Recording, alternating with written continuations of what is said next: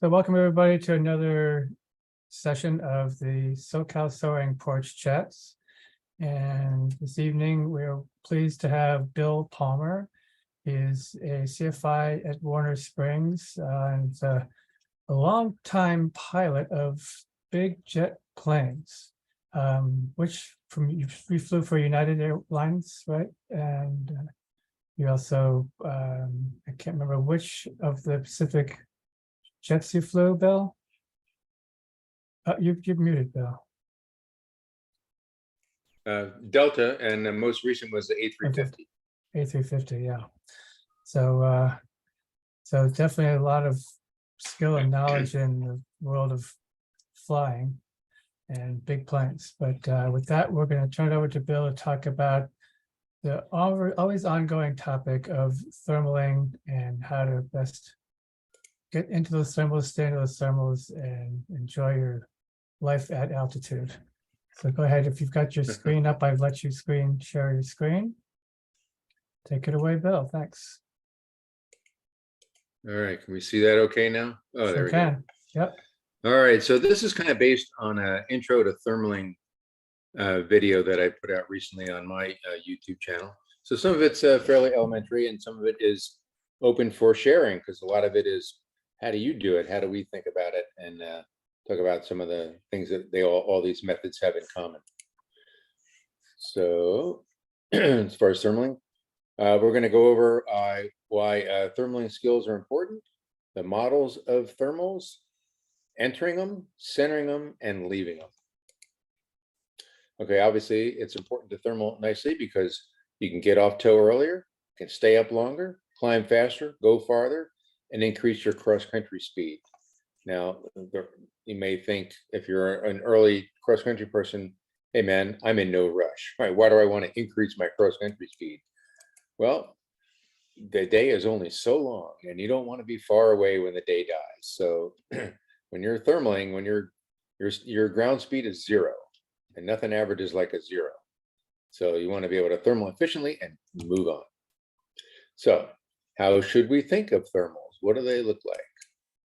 There's a couple different conceptual models. The one we think of most often is the column, a rising column of air, which gets a little bit wider as it rises up, with a more strong lift in the center, usually descending air around the outside of it, especially on the downwind side if it's moving with the wind.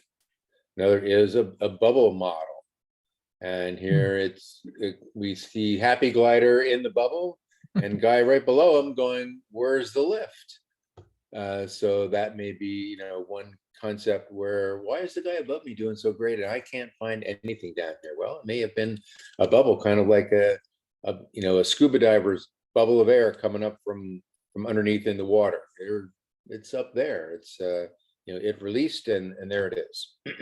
And then the other model is a plume, or kind of a couple of sources of rising air coming together in one area, maybe from different directions, and possibly causing multiple cores within the thermal. So we kind of think of a thermal as a relatively circular area with a stronger lift in the middle, with one or two or multiple cores, kind of the plume model, more represented by multiple cores on the right, usually surrounded by sinking air for whatever reason that sinks there. Just the turbulence around it causing it to sink or whatever. But we often see that there. Often drawn as an issue like this, where the center of the thermal has the strongest lift, and as you go farther away, it gets weaker, and on the outside of it, of course, is sink. So as we approach the thermal, we often find that there's sink around it. As you come along, you find the sink. It's a lot of times it's I consider get ready, not like, oh my God, we're in sink, let's turn around, but could be a thermal ahead if you hit it right. Well, feel the surge is often the first indication of it, a possible little airspeed bump. We see the airspeed come up a little bit as the glider's inertia stays, keeps the glider in position, and the increased air comes in, we get a little airspeed bump. That could be an indication before we get the vario to show that we've actually already climbed some. So those are good indications that you're getting close to the thermal. So the vario has a lag, and a little typo there. So we, I'm sorry. So we want to actually turn into the thermal before the vario peaks, because our peak climb is going to be before the vario shows it. So don't wait for it to peak before to turn is the point there. If we're going, if we need to react faster if we're flying at cruising speed, and if we're already slowed down, then we don't have to worry about running too fast, turning too quickly. So we're going into a thermal. Which way should we turn? Well, maybe the same way that other gliders are turning. Or if you have a wing that's subtly lifted, turn toward the lifted wing. There may be clues from the clouds. Which way is, has the north side of the cloud or the sunny side of the cloud been working? Try that way, or just guess. But it's important that you do something and not just fly through it, trying to decide which way to go. So they're only going to last so long. 4 seconds, you're through it. And now it's something behind you that you don't know where it is. So one of the early clues for thermal, you make a turn, and in the first 90 degrees, you're out of it. So you know what? In that case, it's probably too small. Maybe best to just move on instead of trying to turn around and hunt for that tiny little speck. Unless that's the only thing going and you really need it, it may not be worth working. If the list is lost after the first 90 degrees, but before you turn around, you probably turned the wrong way. We had a 50-50 shot, right? So we turned the wrong way. So how do we solve that?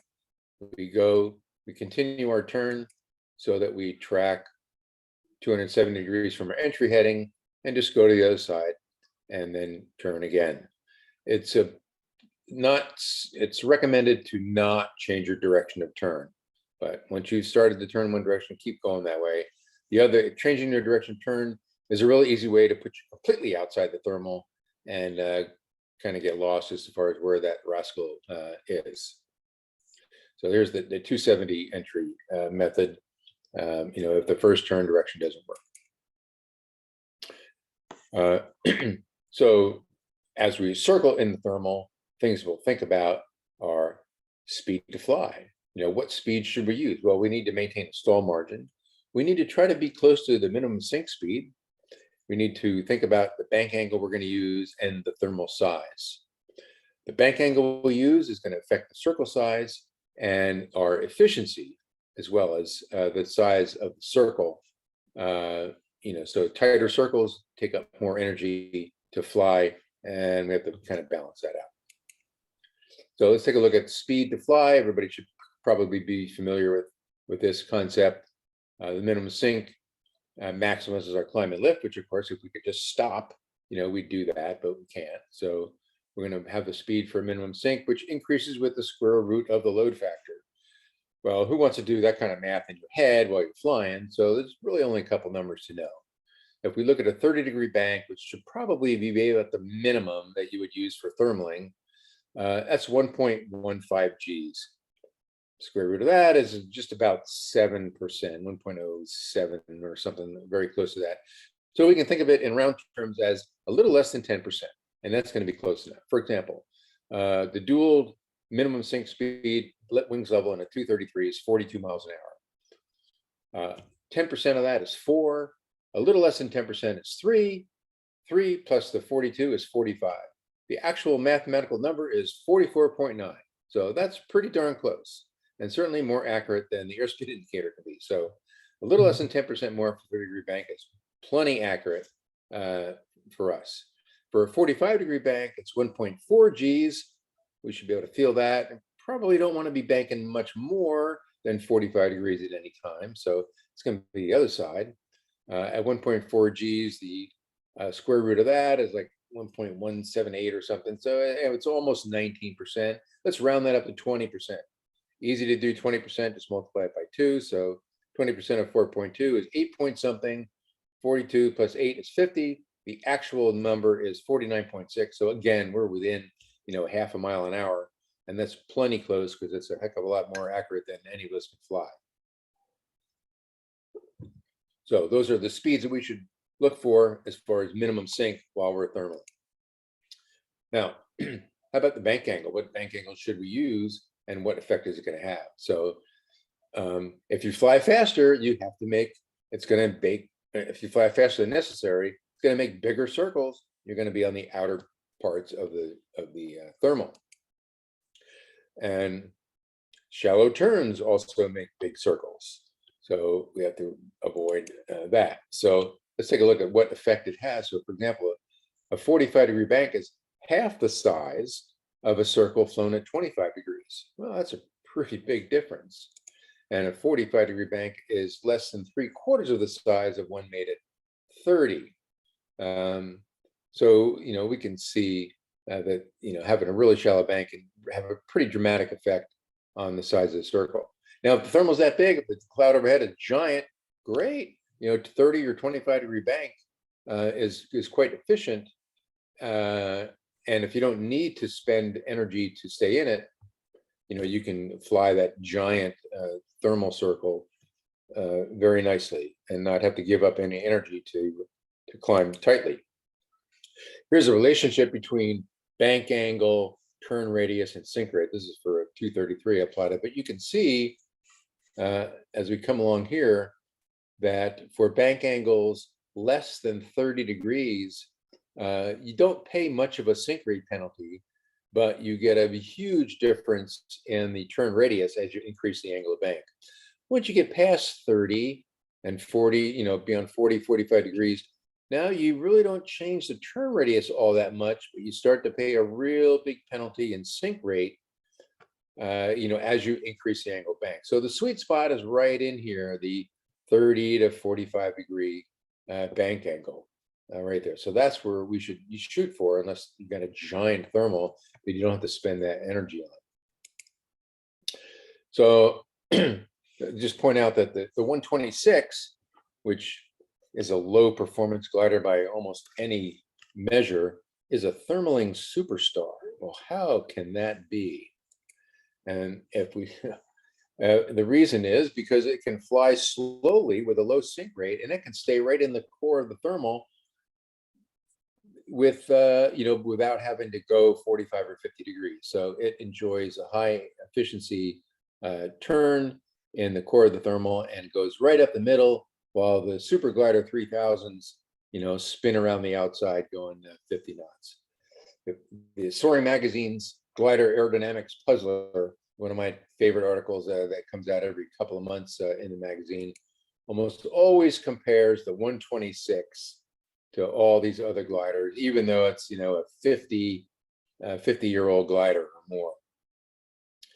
Here we have the 126 compared to a DG 1000, PW6, and the 126. It beats them all. It just beats them all. So let's take a look at centering methods. And I got a couple. You guys probably have a few more. I'd like to see if you can share. So the simplest one is what we call the best worst sector. We'll talk about one ways to think of it as a 60 degrees after the worst vario indication, a surge method, one put forth by Russell Holtz, one by Huth, who's a world champion racing pilot, and another method called increasing your bank, or increasing lift to straighten, and you're decreasing lift to steepen the bank. Let's take a look at each one of these. So all these methods have in common of kind of keeping track of the circle's performance. Where, as we go around the circle, is the best lift, identifying the strongest and weakest part of the thermal, and then trying to shift the circle to put the glider back in the stronger lift, either using wings level for a few seconds with a constant bank, constant airspeed turn, or varying the bank angle to shift the circle. So let's take a look at these various methods. Obviously, the objective is just to move our circle from sticking out halfway in the thermal to being centered on it like that. That's all they have in common, that particular goal. So the glider flying handbook offers a couple different methods, illustrated like this, all kind of smashed together in their book. Now, the simplest one is the best worst method. Basically, we're looking at, hey, where are we getting the best climb and where are we getting the worst climb? Just keep track of at least that much, then we know what we're going to do.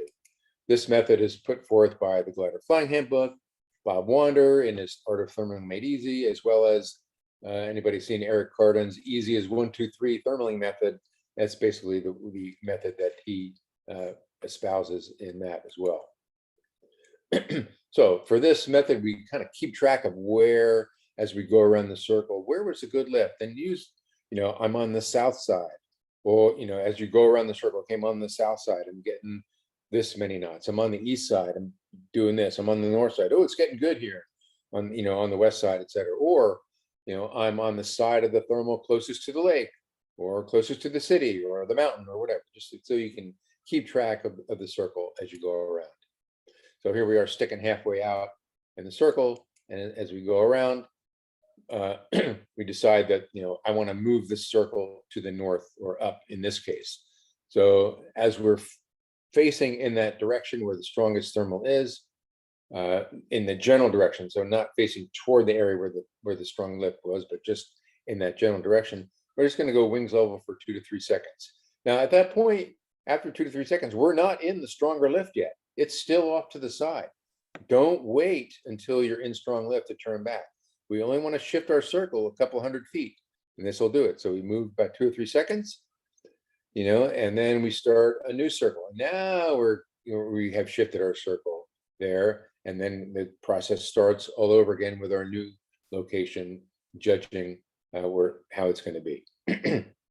Now, the next method is one where you feel the surge as you enter the thermal again, straighten up for 1 or 2 seconds, and then resume the turn. And that should move you in a little bit closer like that. So a lot of times the feel is the first thing you notice, a little airspeed bump, the seat in your pants, not waiting necessarily for the vario.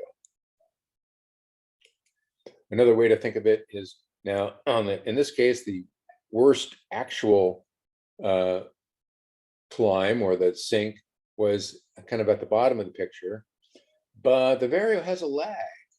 So if we're watching the vario doesn't show the worst point until a few degrees after, maybe 30 degrees later in the turn. So from that point, we're going to wait about 60 degrees of turn and then go straight forward. And this turns out to be basically exactly the same result of where was it worst and where was it best. It just, now we're looking at the vario versus thinking of, where it was, which way was the best way, in the general direction. And so that's kind of just a different way to think of the same thing. Now, Russell Holtz in his training manual for gliders puts forth a little bit more complicated flow diagram. So in this diagram, basically there's a couple of rules that you follow as you go through the lift. So as we encounter lift, if the lift is increasing, so we get into and we fly straight. And then as long as the lift is increasing, we fly straight. Let's keep going up. It's getting stronger, it's stronger and stronger. It's good. If it gets to the point, so now it's the same, we turn 90 degrees, whichever way. And as long as the lift is constant, you keep turning. If it starts to decrease, you turn 180 degrees, go back the way you came. And then, you get back in the lift, you fly straight as long as it's increasing. Once it's constant, then you keep turning 90 degrees around in circles. And that's kind of the flow diagram, the rule of it. It kind of looks like this. So number one, we enter the lift is increasing, so we fly straight. And now the lift is kind of the same in here, it's constant, so we turn. And in this case, we kind of turn the wrong way, but we didn't know that at the time. So lift is constant, we keep turning. Now it's starting to decrease, so we're going to turn around and go back the other way, 180. Now the lift is increasing, so we go straight. And number four, increasing, keep going straight. Now it's kind of starting to be the same. So let's turn turn 90 degrees, it's still constant, still turn 90 degrees. You just keep going around in circles as long as the lift stays the same, doesn't get any better or worse. So that's Russell Holtz's methodology there. You can remember those rules. You can do it that way as well. So the Huth method puts forth in a document called Flying Faster and Farther. There's a link on my website, thesoaringpage.com, for this. But basically, this is, instead of using a constant bank circle and moving the circle, we're going to use a varying bank angle to move our circle. And so we never have to really roll out. We're just going to change the bank angle a little bit. So the initial bank starts out at around 30 degrees. So again, we've already discussed 30 degrees is kind of the minimum for thermaling, for efficiency's sake and whatever. And once you feel the surge, you start to increase the bank to 45 to 50 degrees for about 300 degrees of turn. So mostly most of the turn, and then you can shallow it by 5 or 10 degrees. I like to think of this increasing the bank as, I want to stay here. So I'm going to increase my bank and make my circle tight because this is where I want to be. I'm in the strong lift. Right, so kind of looks like this, where we're coming around the circle where the little airplane is now is where it starts to be strong, is where the surge is coming into the thermal. We tighten the turn, and we can see it no longer sticks out into the weaker lift outside the thermal. It stays inside there. And we follow it all the way around for 300 degrees, and then we can shallow it out and make a constant bank turn. And that's kind of the I want to stay here methodology, just by increasing the bank angle. One of the commenters on the YouTube video said, hey, here's the method I use. As the lift increases, then I flatten the bank angle. And as it decreases, I steepen the bank angle. So it kind of looks something like this. It says the greater the change in lift, the greater the change in bank. And he says that gets them back in lift, usually in 3 turns or less. So that's something to consider. As far as how long do I stay in the thermal? We're leaving, so, hey, passengers, if you can only put up with so much going around in circles, we may think it's fun, but, after, I think I'm ready to go back now. Is like, that's your clue that you should probably stop going around in circles. We're coming up on our minimum cloud clearance, whether it's clear of clouds or 500 below, depending on where you're at. The thermal is weakening, a concept called the height band, where, the thermal isn't strong all the way. It's going to peak out. And the last bit of it, the top part of it, you don't want to spend the last 20 minutes gaining 100 feet. When you've lost, you're down to 75% of what you were getting before, it may be time to move on and look for, use that altitude gain to go somewhere to the next thermal to move along. I don't want to waste all day getting every foot you can get out of the thing. Maybe you've lost sight of the other thermal in traffic. You don't know where he is, and you don't want to have a midair. So let's leave and let's just go out and try to figure out where everybody is. Maybe come back in, but you don't want to risk a midair when you lost sight of somebody who could be directly below you or above you, and you don't know what's going on. You're not be able to talk to them, or you're drifting away. You're drifting in the opposite direction you want to go. You know what? Maybe it's time to move on. Or you're getting low, you need to land. You can't circle if you just want to spiral, kind of attrition thermal your way down, where if I get any lower, I won't be able to make it home. So I need to go. Or you're getting tired, got to pee, time to go, getting dark or whatever. It's just like, you have other time constraints to go. So we should have an idea of where we're going to go before it's time to go. So all the time you're thermaling, you should be looking for, where's the next cloud? Where do I want to go? What's the next waypoint I want to go to? Who do I want to chase? Whatever, whether it's clouds, other gliders, or the direction of course. Don't wait until the last second to go, oh, now I don't know where to go now. I know I have to leave, but what am I going to do? So, always during the thermal, looking for your plan for maybe a couple of different plants. Watch those clouds cycle. What's the one that's coming alive right now? And so that's what I found. What is everybody else used for your methods and your struggles with thermally? Walt? Yeah. John Chapman said, watch your barrier or spin the prayer wheel, your choice. Yeah, Walt here. I think I primarily use that Huth method. It's pretty simple. You know, you kind of go when you do a shallow bank, once you make a decision, and then when you get in the stronger lift, you can rack it up and see if it sticks. And if it doesn't, or you fall out for half of a turn, then adjust accordingly. And in rare occasions, I'll do a 180-degree reversal, change direction. Maybe it's on the other side. When on entering a thermal, what I'll do is loosen up my feel of the stick and just get rid of the grip. Just really try to feel the glider and what it's doing. And that'll give you an initial indication of which way to turn. And that seems to work pretty good. You feel the bubbly edges. You know you're flying through the edge of it, and you know it's around here somewhere. Where's the kill? I got to find the kill. And then you go, is there an indication? And then you turn. Sometimes you don't get an indication. You just, like you said, Bill, you just pick a direction and then adjust accordingly. And sometimes you know there's bubbly thermals around, and you really need one. And you feel that this is a good area. So sometimes you'll do a hunting and you'll just kind of meander around because you know there's something there. And you do that for a little while until you feel it's just wasting time and then move on. But oftentimes you'll find the core by that meandering around. And by the way, that's where the hawk helps out a lot. When you do get a good lift, the initial surge, you get a solid indication with the hawk vario. So that helps.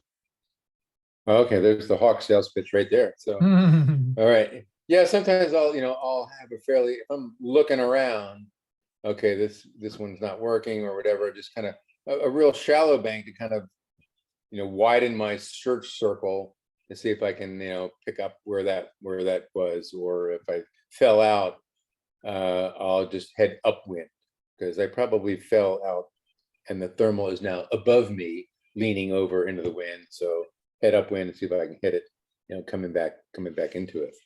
Yeah, Bill, another thing to imagine when you're flying along is that the thermal areas are not just random. They're like networks of fish hexagons, like a fish net. And when you enter a thermal area along these fish nets, which are like little mini convergence zones, along that fishnet edges, there will be thermals, the stronger cores you'll climb in. But there'll be a lot of areas where it's just kind of bubbly. And so you might want to just it's a fishnet. Can I kind of find it? Can I find a line where I can just kind of make progress down course? And eventually you'll find the strong core that way. And that seems to help. If you give up right away and go right on course, you might be going through the center of the hexagon, which is the sink area or definitely no lift area until you get to the other side of this hexagonal area of lift. And you when you get into that bubbly area of lift, it's around there somewhere. The question is, how much time is it going to take to center it? And right. Can you do it quick enough? And if you can't, maybe you can make progress by just searching left and right and trying to make progress down course. Other times I'll just make 90 degrees to my course and go searching that way, especially when you're under a cloud, because there's something there somewhere. You got to be here somewhere, especially a flat bottom cloud. Yeah. Those are my comments. Hi, Cindy. I guess I've got one or two questions for you, Bill, or for anybody in the peanut gallery. So if I'm got a 30-degree bank going, and I think I'm, in the, somewhere in the general vicinity of the thermal, but suddenly, my high wing gets pushed more higher. indicating to me, I'm thinking that I must have flown through the core, which was what pushed my high wing higher. So the question is, should I, circle around and do that 180 thing, or should I do a quick opposite bank to try to go more towards the core, towards the wing that got pushed up? Should I suddenly turn the other way to get back in towards the core? That's something I've experienced. I'm not sure which. Yeah. By the I way, would, if you go do a ahead. quick reversal, if you do, make sure you're really clearing yourself, because somebody Right. might be doing the same thing. You'll run into them. That's true. Yeah, that's a good. Yep. I think the general rule that would apply for me is don't change your direction of turn, unless you have to, like somebody else is going the other way, Yeah. but Right. keep the same direction of turn and just try to, okay, now that the stronger lift is on that high wing, is trying to push you out of the thermal, right? So Right. you're gonna come around, you're gonna widen your circle toward that direction, the direction Yeah. that wing was pointing when you came around, and just move it that way. Flipping the circle all the way around, is more likely to have you flop out on the complete outside of the thermal, and lose kind of the orientation as to where everything was, and have to Sure. start all over again. Right, because it takes too long for you to compensate for the turn you're already doing, to level and then turn. By that time, you've like you say, you've probably gone completely out of it. Yeah. What does Well- Cindy have to suggest as far as what do you teach and what have you, in your own experience, like to do? I tend to stretch or ellipse the circle. I will very rarely flip to a figure eight. If you draw a figure eight on a piece of paper, you see that those two ovoids only touch in one small portion of the arc. So no, I generally don't teach students to do a reversal for traffic clearance, for geolocating, for reorienting a circle where 300 degrees of that circle is going to be in different air. And so, no, Right. I tend to stretch or ellipse rather than flip. Exactly. How about for centering methods? Do you like the best worst, or do you like to vary the bank angle a lot? I generally teach varying the bank angle and keeping speed and horizon reference for speed control fairly consistent. I think the consistent thermaling speed becomes more pertinent, particularly if you join other gliders in a thermal. Sure. If you are a beginning pilot or a pilot who has upgraded in equipment and in performance in LD and handling, that sort of thing, the gliders are quieter. The speed change of 8 or 10 knots can be almost imperceptible to a person who has stepped up in LD performance. That quieter glider will accelerate, and that maybe 5, 8, 10 knots of variance in speed stretches and ellipses the circle hugely more than little bank angles. Typically, I'll tell students in thermal centering to shallow for to stretch in the direction that they wish to relocate. I'll say shallow for counting 2 potatoes. You say, okay, I want to stretch this circle to the north. We're shallowing and unbanking 1 potato, 2 potato, bank right back in. Right. And that 2 seconds of adjustment is 160, 180 feet linearly in terms of ellipsing the circle. That's a big adjustment. Folks don't realize how much adjustment that would be of a circle if they had a pencil hanging from their belly and scribing that arc on the ground. They don't know how much that relocation would be just by adjusting 2 seconds of a variance of 20 or 15 degrees of bank angle. Exactly. I try to emphasize myself, let's just take a little nibble at it, 2 or 3 seconds. And then we'll see, maybe you have to move it a little bit more, but much better than overshooting it and going too far. Right. And, we make, okay, we'll move it. Now we'll reassess, and maybe we need to shift it a little more slightly in a different direction now to kind of fine tune it. Well, once you shift it, you tend to see now, the strongest part is in a slightly different position. So you're kind of slowly, by doing what you're saying, you're slowly figuring out, you're fine tuning where the core is, it seems like. Is that true? Yes. Yeah. Yeah. Yeah. Little tweaks. Yeah, Walt Rogers here. I would say I do a reversal 1 in 50, 1 in 100 times. So it's not very common. It's pretty rare. And it has to be very obvious. I mean, like you turned and you immediately left the lift. It's like, oh, I'm on the wrong side. Then I'll do a reversal. But if that's not the case, it's, like I say, most of the time I'll just keep making the minor adjustments like you're talking about. I have a question about our lovely blue days, which we have plenty of. Is there any way to, so is there any way to gauge which kind of thermal you're looking at, which you're feeling, which I can't think the answer is no. And then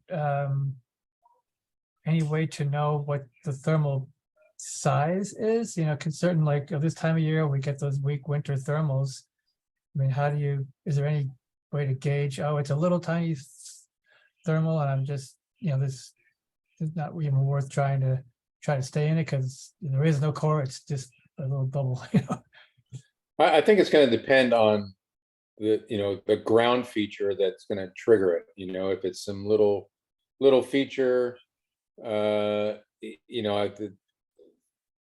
typical thermal that's in this one spot, tends to be, fairly small, or the one up on the mountain tends to be a little bit bigger and fairly constant in location. And then sometimes it's, really not well connected to the ground, so that there have been those days where you have to, the lift is nearer the clouds, and once you get it, you have to stay up there. If you fall below, there's these beautiful clouds up there, and when you get below a certain altitude, halfway up or less, there's like nothing. So it does kind of depends on the situation. You have to kind of feel it out, whether it's a get high and stay high day, or I'm working this one thermal at this particular place, or just happen to catch something out in the middle of the open area, or whatever the case may be. I don't know. I guess the lesson is, I'm not necessarily trying to figure out which one it is, but they don't all necessarily behave the same. And don't spend a whole lot of time going, I must be able to find this thermal. There's a guy above me circling, therefore it must be here. Well, not necessarily. It could have cycled and he's got the last bit of it and you don't. Yeah. How about some of our newer pilots here? I see Jeff and Eric. How do you guys, what's your experience as far as getting your head wrapped around this, and how have you found easy as a way to conceptualize what models have we taught you that you found kind of resonated in your way of thinking? Hi, here I'm Shense here in San Jose. I fly around Hollister, and thank you, Bill. I watch your YouTube channel and I learned the 1, 2, 3 method. It's really helping. Thank you. So yeah, so my question is around a specific type of thermal in windy mountain area. I'm talking about like the mountain around Hollister area. So what I encountered was like there's certainly wind. And when I'm circling, hit some lift and trying to circle, I can feel like sometimes you're into the wind, sometimes you have the tailwind, and it's the variable like go up and down, up and down. It's really hard to center. Sometimes I got confused, like, is this a real thermal or is this just the effect of I'm going into the wind and leaving the wind? So any comments on this kind of thing? Well, I haven't flown up at Hollister, but remember also that if you're flying an uncompensated vario, if you're pitching up and down to correct for some things, every time you change your speed, the vario is going to react, right, with a stick thermal or a stick descent that's not necessarily reflective of the strength of the thermal itself in that area. So being able to keep your airspeed fairly constant is going to help as far as being able to rely on the vario as any kind of indication of what's the good part and what's not. Yeah, I think the glider I flew in that situation has total energy probe. Okay. I tried my best to keep the airspeed constant, but I believe there's the thermal, but it's in the mountain area, and when it's windy, it's really hard to chord it. The same method will work in a flat land or some like big calm days. Yeah, sometimes they're bumpy and it's hard to hang on. How much bank angle are you using, Z? 40 to 45 usually. Bank tighter. Tighter? Yeah. Okay. Okay, I'll try. So John Chapman chimed in on the chat. He said, initial thermal size is the square of the straight line lift duration. 5 seconds of lift is a large thermal, easy to capture. 2 seconds, should I bother? Not if I'm going to go somewhere. Yeah, I find if I'm flying through lift, if it doesn't last, 1001, 1002, 1003, it's probably not big enough to circle in. Mhm. Right. And what I will say to the student to select a thermal that's large enough for them to be useful is as you first encounter that indication of lift, 1 potato, 2 potato, check for traffic. I don't care whether we're going right or left, check for traffic. Look at the vario. If it's still lift, turn 45 bank. Now, 1 potato, 2 potato, check for traffic, turn. That's big enough to use. If it's not still lift at checking for traffic, it's too tiny to really be useful. Right. John can do it the science way. Cindy does it the language arts I way. like that. Yeah. Yeah. I'm making notes. Yeah. Yeah. 1 potato, 2 potato, check for traffic, turn. Yeah, I agree with Let's Cindy on that. go. I think Yeah. that's good advice. And I like the other Cindy, 2 turns, you haven't gone up, get the hell out of there. Yeah, like don't circle and sink. Right? Yeah. Don't go through the same bad air twice. Don't just Yeah. sit there circling, going, it should be here. I want it. Where is it? Yeah. No, it's not here. Now Move you somewhere say else. two turns and you don't get it and get the hell out of there. Not necessarily. If you're really needing a thermal and you look up ahead and you say it doesn't look as good, you might want to do a little more search pattern before you just abandon your course line. It really depends on how high you are and how badly you need one. But if you're in a bubbly thermal area, there's probably something around there. And sometimes a little more patience pays off. I tend to be an impatient guy. I tend to get low and I'm going cross country and just abandon things. As I'm getting older and wiser, I make a second or third try, but it depends on how aggressive I want to do to win the day. Sure. Agreed. Yeah. Yeah. I think Greg Schibler had a comment. I think I unmuted you, Greg.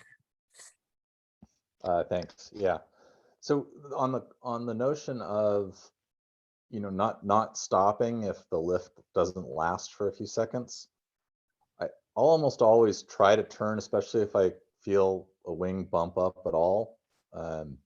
Just because if you happen to hit the outer edge of a thermal, you'll fly through an edge and it won't last long at all. There could be a really big thermal off to the side.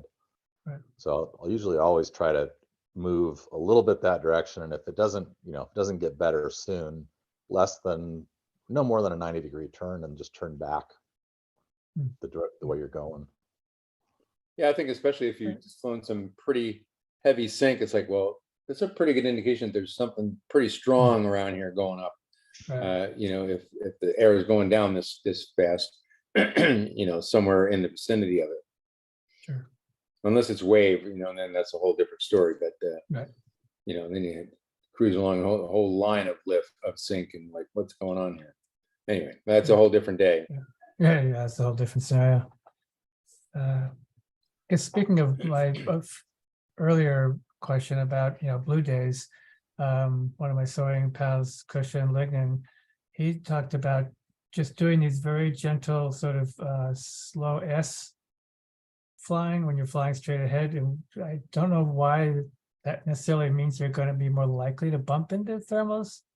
I don't quite, I mean, it initially made sense to me, but then I'm thinking it more like, not necessarily. I mean, why would you hit more likely to hit a thermal if you're doing a kind of a slow S pattern versus just going straight ahead? I don't think there's really any value in that. I think it has value if you're just searching and you're sensitizing yourself to really try to feel the air. If you're in a bubbly area, that kind of makes sense just to do that. And then once that bubbly area goes away, okay, the heck with it. Right. Straight line on. Right. Sure. So it makes a little sense. Depends on what you think the characterization of the thermal area is you're flying through. Right. I guess the kind of day it is, maybe. And yeah. It might depend on how much altitude you have to spend. Right. Right. So if you're really high, you got some altitude to spend. I can search around and I don't have to be, you know, worry about, you know, making it to my alternate or home or whatever. Yeah. But you always got to be, you know, be able to make it somewhere. It can't be, well, it's got to be here somewhere because I really need it because I can't make it anywhere Yeah, that Yeah, doesn't pan out. now. Yeah. All right. Hey, I'm going to call on some of my students. Jeff, what's your experience, your conceptual model? What's easy, what's hard? Unmute. Oh, let me get Jeff. Hold on. How's that? Yeah, There we you go. Okay. Yeah, I've had some great thermal experiences with Bill. We've gone up to Palomar, and I think we've gone over the 1, 2, 3 method. You know, one circle, 2 checks, and then 3/4 correction. I think the challenge for me as a student pilot is really knowing what side of the glider is the right wing going up, left wing. Where is that? What side of the glider is that lift?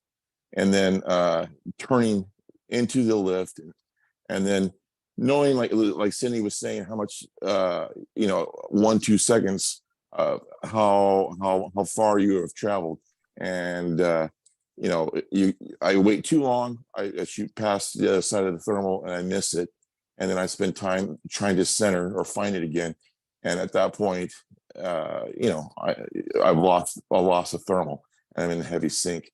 So that's been some of my challenges, is knowing what side of the glider the lift is at, and then obviously just being patient, doing that 1, 2 count, and then to center. So, but it's a lot of fun. Cool.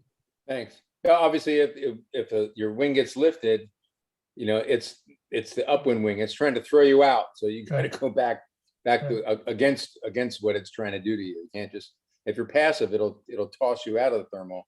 You want to go the other way back into it. Right. And sometimes, you know, it's sometimes you can't because everybody's already circling in the opposite direction to that. It's like, okay, I'll have to come back around, you know, or, you know, sometimes it's like, you know, I've been making right turns all day. I think I need to make a left turn now, you know, and, you know, there's some people like, I only turn right, or I'm terrible at turning left. Well, then practice more turning left. Yeah. You know, so you need to be able to do it in both directions, because you could be called on to do it in either direction. You know, what if everybody's circling left and you're coming up? You're going to pass the thermal up because everybody's turning left? No, you can't be doing that. No. Right? Yeah.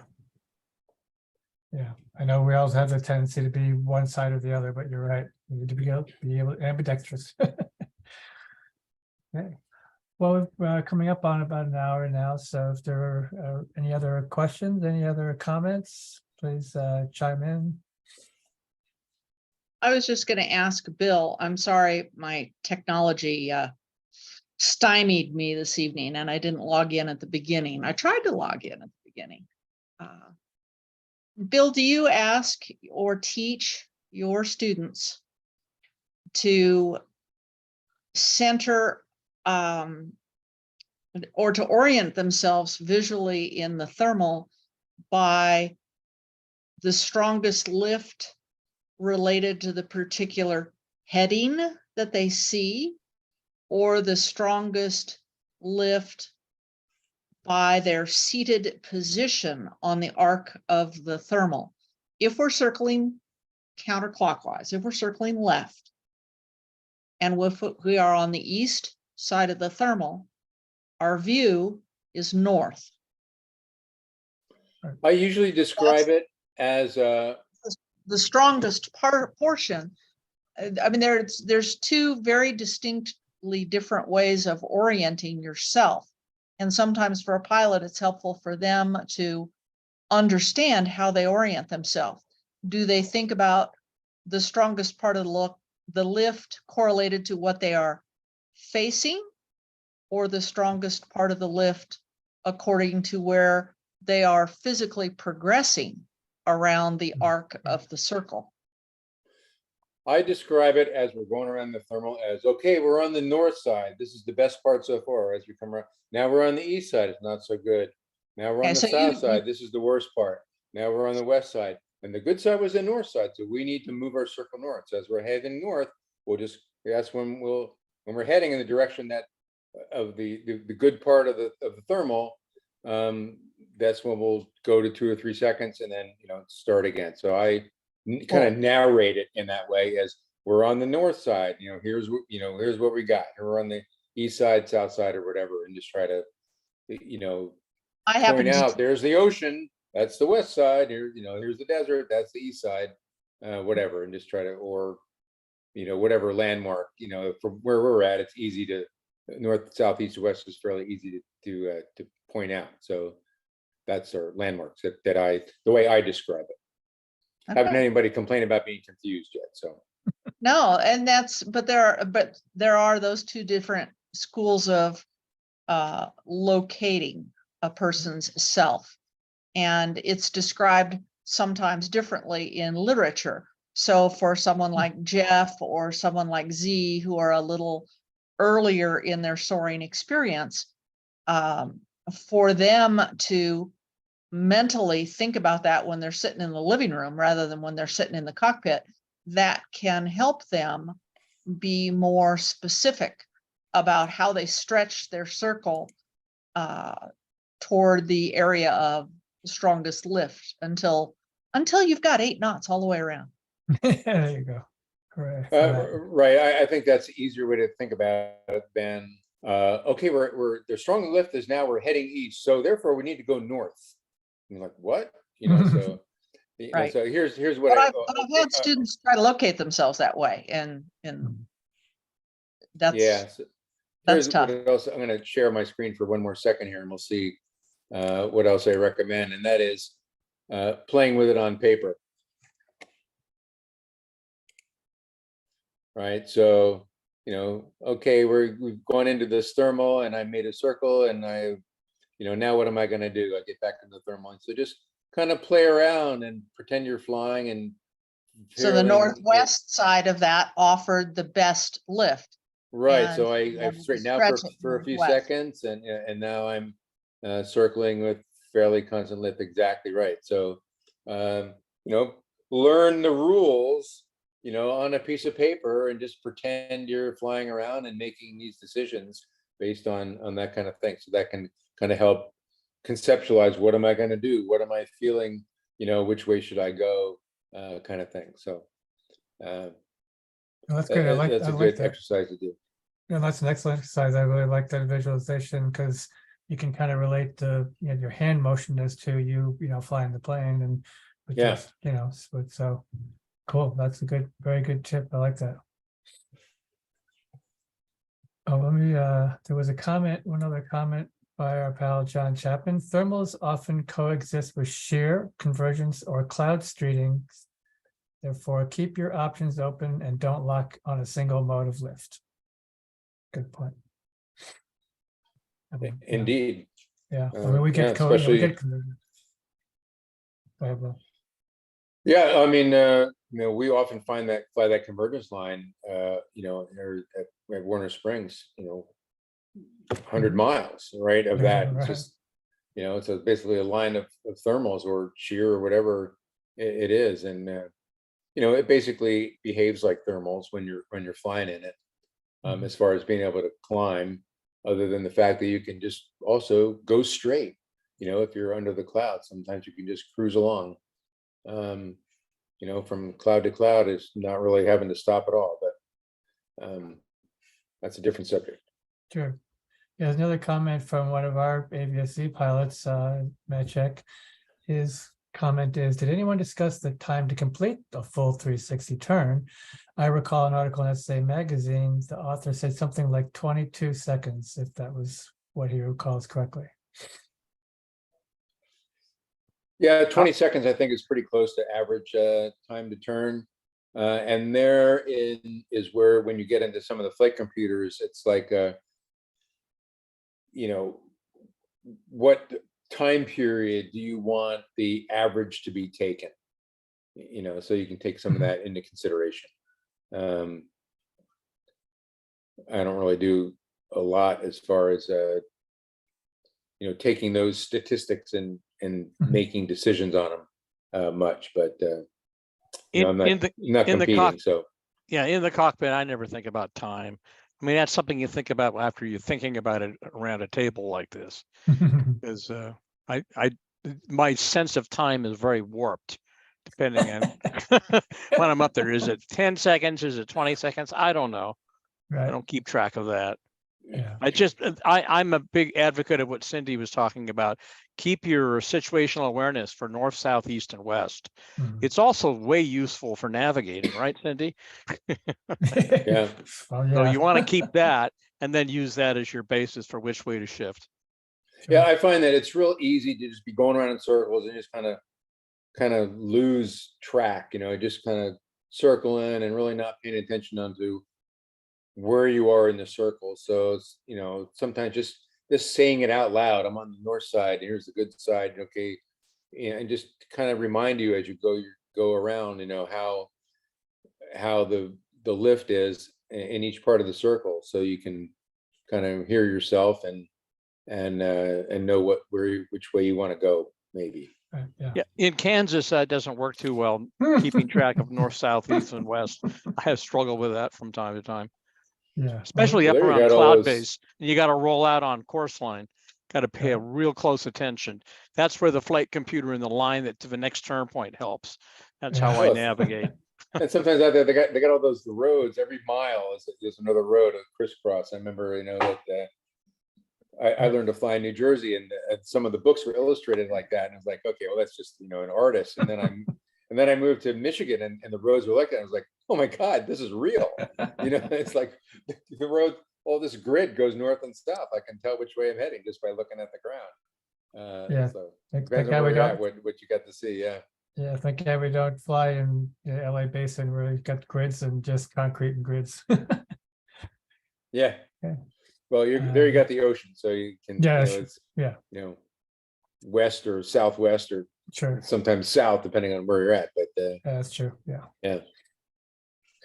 So the other thing I'll say about the time around a 360-degree turn and tying this visual awareness to the earth outside below us is that for many of us, if we're talking about the concept of going cross country, we're flying something that has an audio variometer. If you're flying club ships or you're flying something with very basic equipment, and you are visually looking to the variometer for information about the strength of the lift, you can't glue your nose to the variometer. Yeah. And the part that becomes relevant about that is a 360, 45 bank, 50 knots. Sean Chapman will confirm for me, I'm sure, is going to be in the 22-second neighborhood. Everybody's not going to stay perfectly at 50, and they're not going to stay perfectly at 45 bank, but it's going to be 25, 22 seconds around that circle. If you haven't looked outside during 2 circles because you're looking at the variometer, the guy in cruise flight in his SR-22 or his Cessna 182 or his Bonanza or his Mooney has come 2 miles closer to you. So understanding how much time it takes to make a circle and understanding how much you are enticed to visually look at a vario if you don't have an audio helps to increase the awareness that we need to orient ourselves to outside and keep that visual alert going. Yeah, I'll concur with that. When I was flying with a gentleman in a pipistrelle with a nice fancy dashboard with the, the electronics and the, nice little showing the green, orange, blue, and he's staring at that thing, and we're close. Yeah, and we're scraping rocks in Lone Pine. I'm like, can you look outside the window, please? Yeah. Great. All right. Well, I think probably pretty much exhausted this topic for one night, I think. 1 point. Sure. Some years back, there was an article in Soaring by an Apache helicopter pilot who was also a glider pilot. And he was doing some training using the infrared night vision during the daytime. And he saw the phenomenon and examined it, and it looked pretty clear that the Apache infrared night vision can give you an image of a thermal. And apparently the instructors called them gray ghosts because it was like a monochrome display.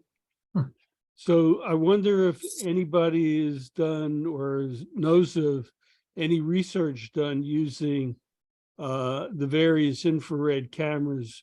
I don't recall what wavelength that was in to actually see thermals. I don't know. I think we don't have access to this stuff that the military grade that will do. Last I heard, it was like not enough difference to be able to see it like that. But yeah, that's he proved it by flying into one of these gray ghosts and climbing at way reduced throttle. So it was obviously a thermal. It certainly makes sense. In an Apache helicopter? Yeah. Well, I wonder what seems a little far-fetched to me. I think that's folklore mostly. Yeah, actually, it's real. They could see dust, bugs, and the debris that was carried aloft in the thermal. So it was actually, I believe that. Yeah, I would believe that. It was reflectivity from the junk in the thermal, not the temperature of the thermal. Yeah, that would make sense. That makes sense. We are limited by space, weight, dollars, and electricity. Well, the thermal no truer words. The thermal cameras have become much more compact and affordable over the, 10, 12 years since this article was out. The big question is, are they in the right wavelength to pick up these effects? Yeah, what was he seeing the temperature of? I mean, the air mass is so low compared to, most of those cameras look at massive, huge heat given off by an object or something, and the heat given off by air is so much less because there's so much less matter there. When I was working with lasers, we were working with line of sight communication systems, and we had a collimated beam, and you could see the heat coming off your hand in the changes in the speckle pattern in the infrared beam. So what you you don't have to have much definition of temperature. Your eyes pick up the relative movement. And, you know, like I said, he seemed to prove to him and his instructor that the gray ghosts were thermals. So, Yep. Do Well, do I you think have to it's have an- military grade stuff to do it? but like I said, the cameras have gotten Yeah. smaller and more compact. They Yeah. have cell phone thermal cameras now. Yeah, yeah. One question, Yeah. Maury, actually, I thought about this and discussed with one of the friends. So one question and the other guy raised was usually the thermal camera cannot penetrate the canopy. So you need a special glass to allow the thermal imaging to penetrate the canopy. I think the military stuff, they have special lenses and they're mounted out of the canopy of the helicopter, maybe. Yeah, they're in the sensor dome at the front. And they have special windows for each camera. So Yeah. I will say I you have go. one of those cell phone FLIR devices, and I would volunteer to ride with someone and stick it out the window and see if we can look for thermals. Oh, I hate Sounds seeing like a people. very Sounds like a good lot of fun. project. Yeah, I hate seeing pictures of people sticking their hands outside their canopy window. Okay, Well, they do all Hold those, on tight, Put it on a baby. stick. yeah, they put it on a do all stick. There you those go. photographs I know, out of the little window. I know. Okay, well, thanks, everybody. This has been a great discussion, and big thanks to Bill Palmer for joining us again. And we will look forward to everybody returning in 2 weeks to hear Keith Schwab. Last year, he talked about his experiences in wave soaring, and he's going to return for round 2 of how to survive in wave soaring. So please do return and come back in 2 weeks, which will be February 22nd. Again, the recording is going to be on YouTube at the Antelope Valley Soaring YouTube channel. So please do go back and check that. Please do the like and share thing, so we can spread the word and get more new members and new pilots out there when they stumble on this stuff when they're noodling around on the internet. So thanks again for everyone joining us, and have a good night, rest of your week, and stay safe, and we'll see you soon. Okay, good night, everyone. Night, Thanks, take everybody. care. Thank Thanks, you. Bill. Thank you, Bill. Thanks, Cindy.